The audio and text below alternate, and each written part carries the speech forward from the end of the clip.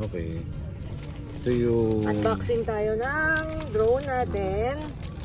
Si LY600. LYRC 600. So sabi nila itong drone daw na to, specification, ang distance niya from the remote is nasa 400 meters lang. So brushless motor. So ito yung itsura ng buong drone. Medyo magaang lang.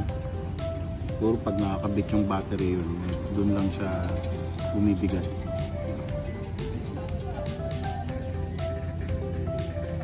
Ito yung camera niya. 1080p lang yung camera nitong LYRC 600. Although maganda na rin naman. Tapos pwede mo siyang lagyan ng SD card, micro SD.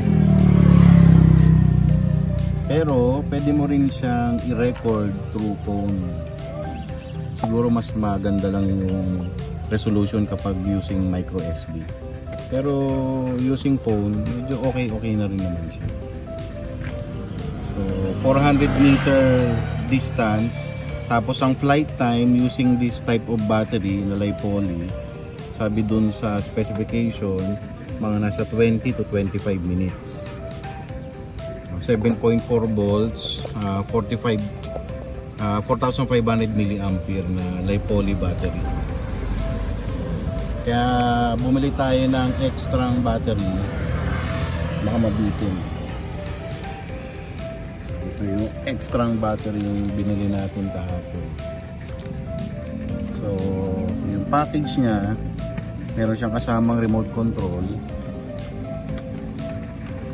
Wala nga lang siyang built-in monitor, so using cellphone. So ito yung remote control niya. Then kasama dun sa package is yung anti-collision avoidance. Ito, na kinakabit dito sa ibabaw ng drone. Pero sa atin kasi hindi na natin siya ginagamit medyo para maiwasan niya daw yung mga obstacle, since professional na naman tayo. hindi na kailangan to. Pero tapos meron siyang kasamang libre na mga tawag dito, yung LEC, yung mga propeller niya. Nandun yung screw, tapos merong 6 na pirasong propeller. So yan. Ito yung L600. Ang price nito is mura lang since beginner drone. So yun yung kabuuan ng L600. So natry na natin siya. Panoorin nyo na lang doon sa video link yung sample na pagpapalipad namin last time. So ito pa yung isang drone na nabili natin kahapon, si SJRC F22 Pro. So ito yung advanced, medyo advanced na. 4K na yung camera nito, tapos yung range niya medyo malayo yung naaabot.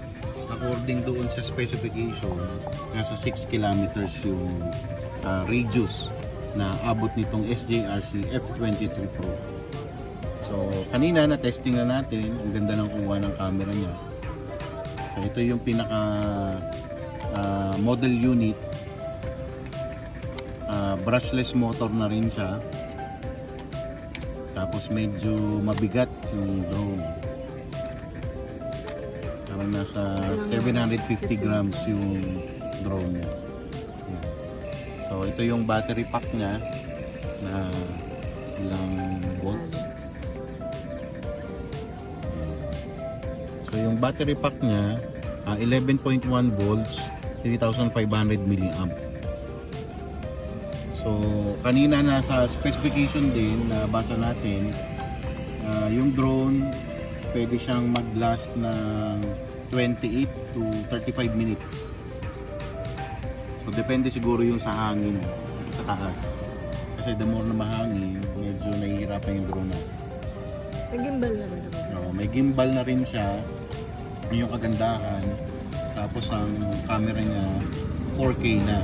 So ang ganda. Ganda ng video quality. Then meron din siyang indicator dito. Battery level. Kung ilan na. On off. Ito twist yung paa. Then ito naman yung remote niya. I think lahat ng SJRC, no, wala siyang built-in screen. So kailangan pa natin gumamit ng cellphone. Ito yung sa joystick, detachable siya. Then pagbukas yan, diyan mo lang i-insert yung cellphone mo para ma-link yung GPS nitong remote doon sa pinaka-unit natin. So meron siyang connector, pwede siyang using iPhone o kaya Android phone na Type-C. So basic na kasama ng package niya, isang battery lang. Then ganun din, built-in na rin yung obstacle avoidance niya, built-in na. Hindi katulad nung sa isa kanina na nakahiwalay. Ayan, extra propeller, then merong manual, tapos yung charger niya, charger ng battery, ito na Type-C. So kahapon na full charge natin siya, mga 2 hours yung inabot bago siya ma-full charge. So take note lang din doon sa remote control niya sa RC, kailangan mo rin siyang i-charge. So technically dapat sabay, naka-charge yung battery, naka-charge din yung remote control niya para hindi malobat. So nandiyan naman yung indicator ng battery level ng remote at saka ng drone.